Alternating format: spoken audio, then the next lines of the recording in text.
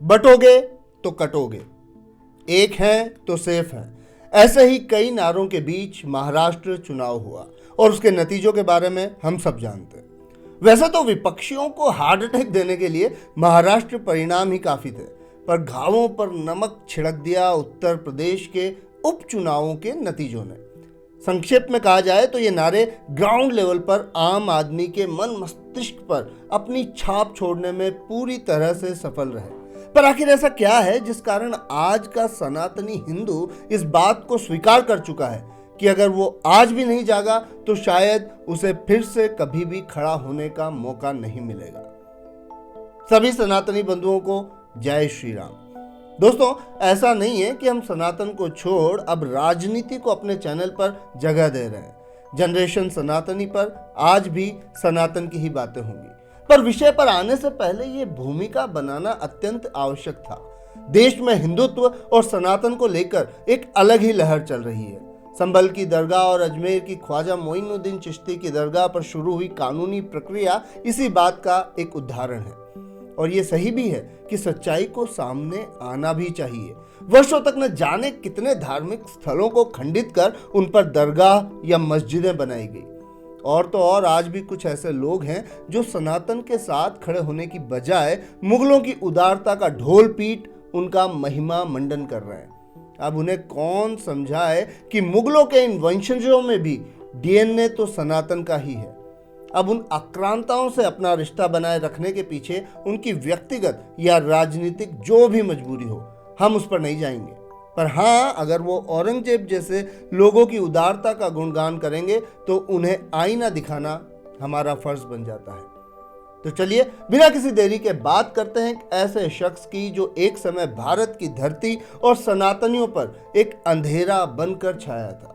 एक ऐसा मुगल बादशाह जो सिर्फ एक शासक नहीं बल्कि सनातन धर्म का बहुत बड़ा दुश्मन था। नाम था मुइनुद्दीन मोहम्मद, या कह लीजिए औरंगजेब। जी हाँ, औरंगजेब का शासनकाल भारत के इतिहास का सबसे कठिन और क्रूर शासनकाल रहा है। उसमें न सिर्फ हिंदू मंदिरों को तोड़वाया बल्कि गैर मुस्लिम लोगों पर अनगिनत अत्याचार भी किए। तो चलिए इस वीडियो में समझते हैं कि कैसे औरंगजेब ने अपने शासन को एक धर्म युद्ध बनाकर सनातन के मूल्यों को नुकसान पहुंचाने का प्रयत्न किया। कौन था औरंगजेब? औरंगजेब मुगल वंश का छठा शासक जो 1658 से 1707 तक गद्दी पर रहा। उसने अपने पिता शाहजहां को बंदी बनाकर और भाइयों को मारकर इस तख्त को हासिल किया था। जनता ने इसे एक नाम आलमगीर भी दिया था और खुद को मिले इस नाम, जिसका अर्थ है विश्व विजेता, की तर्ज पर उसने अपने शासन में पूरी दुनिया को इस्लामी साम्राज्य बनाने की कोशिश भी की। लेकिन यह आलमगीर एक धर्म विरोधी और अत्याचारी शासक से ज्यादा और कुछ भी साबित नहीं हुआ। उसका उद्देश्य सिर्फ अपना राज्य बढ़ाना नहीं था बल्कि गैर मजहबी, स्पेशली सनातन धर्म और उसे मानने वाले लोगों का दमन करना था। औरंगजेब के समय में हजारों हिंदू मंदिरों को तोड़ा गया। औरंगजेब के प्रयासों से, उसके आदेशों से यह लगता था कि वह सनातन धर्म की विरासत माने जाने वाले सभी मंदिरों को तोड़कर सनातन को ही पूरी तरह मिटाना चाहता था। इसका एक प्रसिद्ध उदाहरण है काशी विश्वनाथ मंदिर, जिसे तोड़कर उसकी जगह ज्ञानवापी मस्जिद बनाई गई। और बात सिर्फ काशी की नहीं है, मथुरा में कृष्ण जन्मभूमि के स्थान को भी तोड़कर जो ईदगाह बनाई गई उसके पीछे भी औरंगजेब का ही हाथ है। और यहाँ मैं ये क्लियर कर दूं कि मंदिरों को तोड़ना उसके किसी युद्ध का हिस्सा नहीं था, बल्कि ये एक इरादा था सनातन के अस्तित्व को मिटाने का। औरंगजेब के फरमान के कई लिखित सबूत आज भी मिलते हैं, जिनको पढ़कर आप इस बात को आसानी से समझ सकते हैं कि कैसे उसने मंदिरों को तोड़ने के लिए अलग अलग जगहों पर देश के कोने कोने में अपने सिपाही भेजे थे। जजिया कर।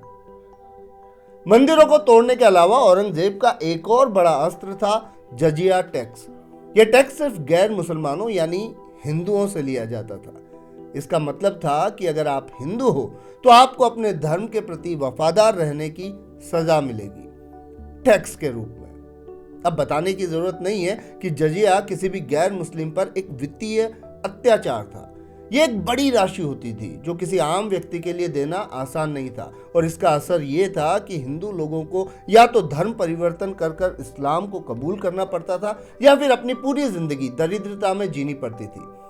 औरंगजेब का साफ साफ फरमान था, या तो इस्लाम कबूल करो या जजिया दो। और जजिया सिर्फ टैक्स नहीं था, ये एक सामाजिक दबाव था जो लोगों के जीवन को छिन्न भिन्न कर रहा था, उसे नष्ट कर रहा था। लेकिन जब एक अत्याचारी सनातन को मिटाने की कोशिश करता है, तब धरती पर कुछ वीर उसके सामने दीवार बनकर खड़े हो जाते हैं। औरंगजेब के समय शिवाजी महाराज और गुरु तेग बहादुर जैसे वीर नए इतिहास लिखने के लिए प्रकट हुए। सनातन और अपने धर्म की रक्षा के लिए शिवाजी महाराज ने मुगलों के खिलाफ तलवार उठाई। औरंगजेब के साम्राज्य के होते हुए भी शिवाजी महाराज ने एक स्वतंत्र हिंदू साम्राज्य की स्थापना की, और इसीलिए औरंगजेब कभी भी पूरी भारत पर अपना अधिकार नहीं जमा पाया। और ये एक बहुत बड़ा प्रहार था औरंगजेब के इस्लामिक साम्राज्य बनाने के सपने के ऊपर। वहीं औरंगजेब ने सिख गुरु तेग बहादुर को भी काफी मजबूर किया कि वो इस्लाम धर्म को अपना लें, लेकिन गुरु तेग बहादुर ने अपनी बलि चढ़ाकर सनातन और सिख धर्म की रक्षा की। चांदनी चौक के फांसी घर का यह इतिहास हर सनातनी के लिए एक प्रेरणा है। औरंगजेब का शासन इस बात को तो स्पष्ट करता है कि अत्याचार से कभी भी किसी का अस्तित्व मिटाया नहीं जा सकता, और यहाँ तो बात सनातन की थी। औरंगजेब के बाद भी सनातन धर्म ने कई चुनौतियों का सामना किया, लेकिन हर बार उसने अपने अस्तित्व को बनाए रखा। सनातन धर्म एक वृक्ष की तरह है जिसका एक एक पत्ता आज भी सत्य, शांति और सहिष्णुता का प्रतीक है। इसे मिटाना न ही किसी के बस की बात थी और ना ही कभी होगी। सनातन धर्म की जड़ें कितनी गहरी हैं ये औरंगजेब समझ नहीं पाया था, और सनातन आज भी उतना ही शक्तिशाली है जितना वो हमेशा से था। किंतु आज भी कई लोग इस इतिहास को समझने की बजाय इसे नकारते हैं, खुद को मुगलों की औलादे कहते हैं। दोस्तों, आज जरूरत है कि हम अपने इतिहास को पढ़ें, समझें और अपनी नई पीढ़ी को उस बारे में बताएं। आज की पीढ़ी को भी जरूरत है कि वो अपने इतिहास से कुछ सीखे, अपने धार्मिक और सांस्कृतिक मूल्यों को बचाए। अगर आपको लगता है कि इतिहास की ऐसे ही और भी कहानियां आज की पीढ़ी तक पहुंचनी चाहिए तो इस वीडियो को लाइक और शेयर अवश्य करें। साथ ही हमारे चैनल को सब्सक्राइब करना ना भूलें, और कमेंट करके अपनी राय दें कि कैसे हम सनातन के गौरवशाली इतिहास को और भी आगे बढ़ा सकते हैं। आज के लिए इतना ही। शीघ्र मिलते हैं एक नए विषय पर एक नए वीडियो के साथ। धन्यवाद। जय जय श्री राम।